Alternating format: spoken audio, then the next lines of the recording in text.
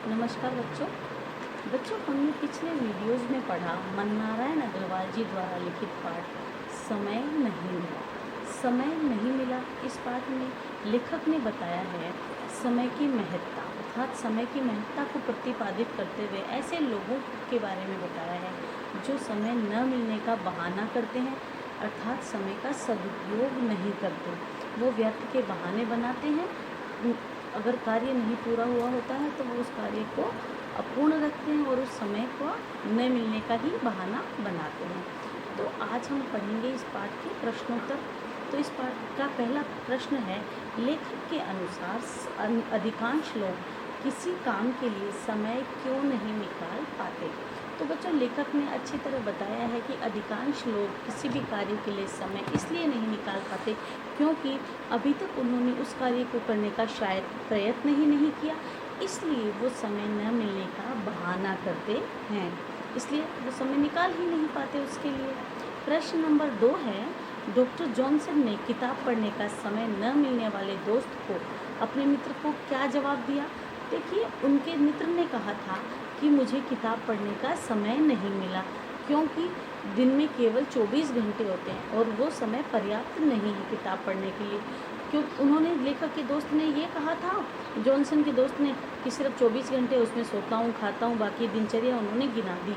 तो लेखक ने उनको जवाब दिया कि अगर ये दिनचर्या तुम्हारी है तो 24 घंटे का समय तो सभी के लिए यही लागू होता है कि सभी के लिए समान रूप से ये नियम लागू हैं और सभी को 24 घंटे ही मिलते हैं दिन के किसी भी कार्य को पूरा करने के लिए।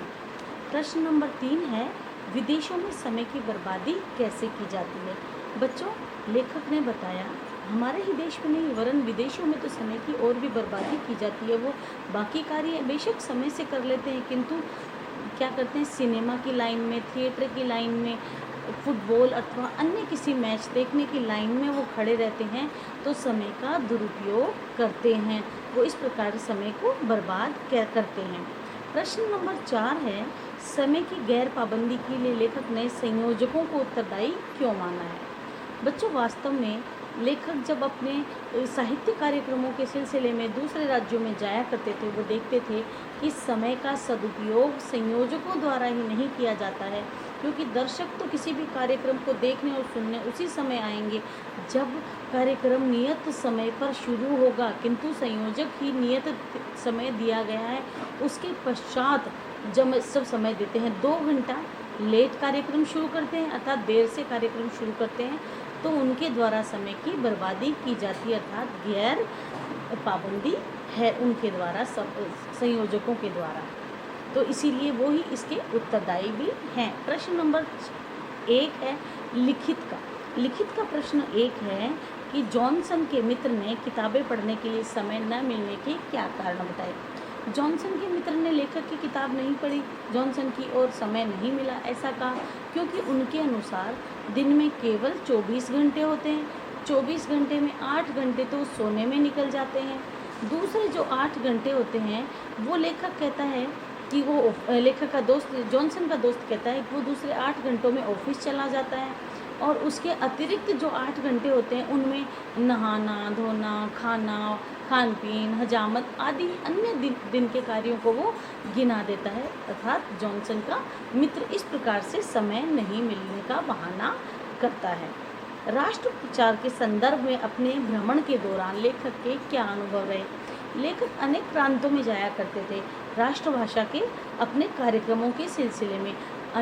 उन्होंने कहा कि किसी भी राज्य में अलग प्रकार का माहौल मुझे देखने को नहीं मिला, सभी राज्यों में समय का दुरुपयोग अवश्य ही हुआ करता था, किंतु उन्होंने कहा उड़ीसा में सबसे ज़्यादा उन्होंने समय का दुरुपयोग देखा कि कार्यक्रम का नियत समय होता था, उससे 2 घंटे के बाद में कार्यक्रम शुरू होता था, तो इसलिए उन्होंने देखा कि समय का वहाँ पर बिल्कुल भी सदुपयोग नहीं हो रहा है। तो ऐसा उन्होंने अनुभव अपने बताए। लेखक ने समय को धन से अधिक महत्वपूर्ण क्यों माना है। प्रश्न नंबर 3 है लिखित का, लेखक ने समय को धन से अधिक महत्वपूर्ण क्यों माना है। क्योंकि लेखक कहता है कि अगर हम अधिक परिश्रम करें, मेहनत करें तो शायद दिन रात परिश्रम और मेहनत के फलस्वरूप हम धन तो बढ़ा सकते हैं, पैसा और मिल जाएगा परिश्रम करने से, लेकिन समय किसी भी कीमत पर बढ़ा नहीं पाएंगे। नियत जो समय है 24 घंटे में हम 1 मिनट भी बढ़ा नहीं सकते हैं। इसलिए इस लेखक ने समय को धन से ज़्यादा महत्वपूर्ण बताया है। जो लोग सचमुच बड़े होते हैं वो बहुत व्यस्त होते हैं। ये है प्रश्न नंबर 4 लिखित का। वास्तव में वो लोग बहुत व्यस्त होते हैं, उनका पत्र व्यवहार भी बहुत व्यवस्थित रहता है। इस कथन के संदर्भ में लेखक ने क्या कहा है? देखो बच्चों, लेखक कहते हैं कि जो लोग वास्तव में बड़े होते हैं, अर्थात बड़े व्यक्ति कौन होते हैं? जो समय का सदुपयोग करते हैं, अर्थात समय के सदुपयोग के कारण वो लोग बड़े हुए हैं, उन्होंने उन्नति प्राप्त की है, विकास उनको मिला है। तो बच्चों, समय का सदुपयोग उन्होंने किस प्रकार से किया? समय के सदुपयोग हेतु उन्होंने अपनी दिनचर्या को व्यवस्थित रखा, सदैव अपनी दिनचर्या के अनुसार ही कार्य किया, और पत्र व्यवहार भी वो क्या करते थे? व्यवस्थित ही रखते थे। जो आवश्यकता है, आवश्यक पत्र व्यवहार किया करते थे, अनावश्यक चीज़ें उसमें लिखा नहीं करते थे। अर्थात ऐसा व्यक्ति होता है जो समय का समय का सदुपयोग करता है और स्पष्ट रूप से लिखता है, अनियमित नहीं होता, रोज का कार्य रोज ही समाप्त कर लेता है, आज का कार्य कभी भी कल पर नहीं टालते। प्रश्न नंबर 6 है, लेखक के अनुसार समय की बचत कैसे की जा सकती है? लेखक कहता है अगर सुबह जल्दी भी उठ जाएं तो भी समय की